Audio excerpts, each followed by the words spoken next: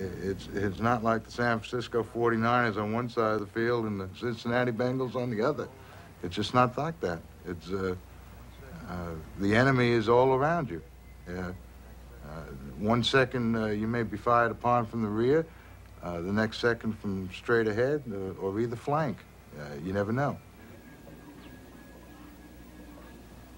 In other words, you never knew who was the enemy and who was the friend.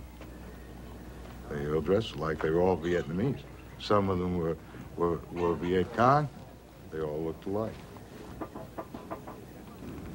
What follows is an account from both sides, American and Vietnamese, of what happened in a village Marines were trying to clear of Viet Cong, 10 miles from where U.S. troops first landed in 1965. It's January 1967.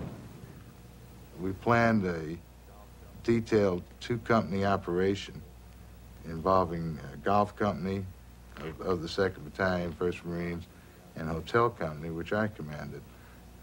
I was put in charge of the operation as a senior company commander.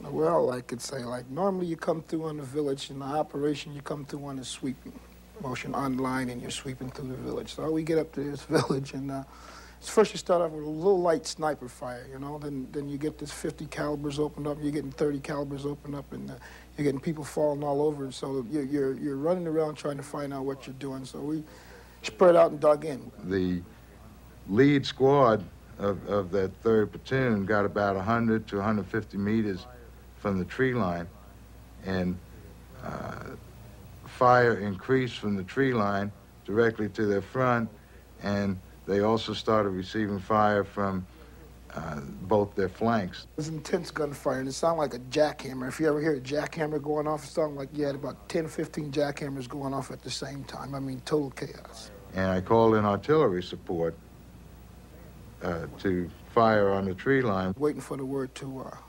advance, but there wasn't no advance. We was pinned down, and we were pinned down all day, all night.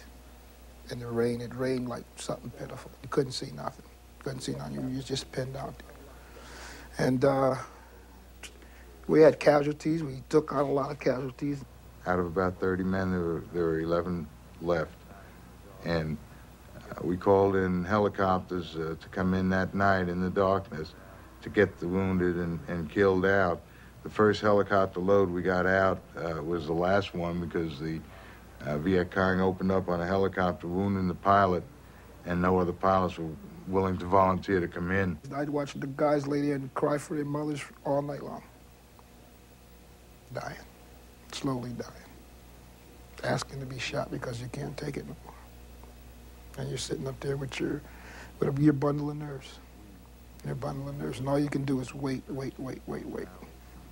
We ended up going some 36 plus hours without food or water or sleep, obviously. And that is saying a lot when you consider the temperature was around 100 degrees. No water, no food, no rest. We were pretty tired Marines at the end of that first day. There were 2 villages there that the battalion wanted swept and searched to see if there were any remaining VC in there. It lightened up, and then we advanced towards the village. When the Americans came, I was a boy in the 4th grade. I was on my way to school when I heard the Americans were coming. I was very scared and ran back home with my friends. By the time I got there and had hidden my things, the Americans were close to the village. Airplanes were overhead bombing. Soldiers were coming and shells were exploding. Somebody had seen some movement in some of the houses, and next thing we knew, we were receiving automatic weapons fire. Lieutenant O'Connor was hit in the left shoulder and above the heart, and he's bleeding quite severely. I remember sloshing back to where he went down with the company corpsman, and we started returning fire and providing a covering base of fire calling artillery in and scheduled an emergency medevac helicopter to come in and get Lieutenant O'Connor out. Lieutenant O'Connor, I recall, was delirious. He kept trying to get up. It was taking 3 of us to keep him on the ground. He kept trying to get up to get to his platoon to deploy them and command them, not realizing how seriously he was hurt. The corpsman put a hemostat on the artery to stop the bleeding, and we were successful in getting a helicopter to take out Lieutenant O'Connor at the same time as we assaulted the village 200 or 300 meters to the front of us where the fire was coming from. We was the first team in. We unloaded several rounds. We dropped a couple of grenades in the hooches to get the people out, because to get one of the Vietnamese out of that hole, they won't come. I mean, we didn't speak perfect Vietnamese, so in order to get them out of there, you either cranked off a couple of rounds or you drop your M26 grenade down, and they get the message and they come on out of there. The assault took anywhere from 2 to 3 minutes, maybe 5 minutes at the outside.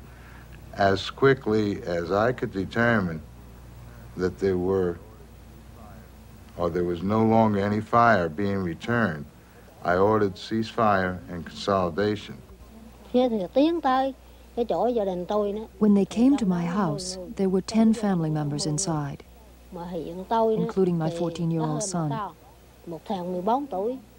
4 or 5 soldiers came right over. When they came in, I stood up and greeted them.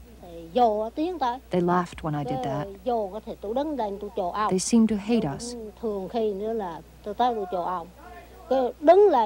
They just turned around and threw a grenade into the house.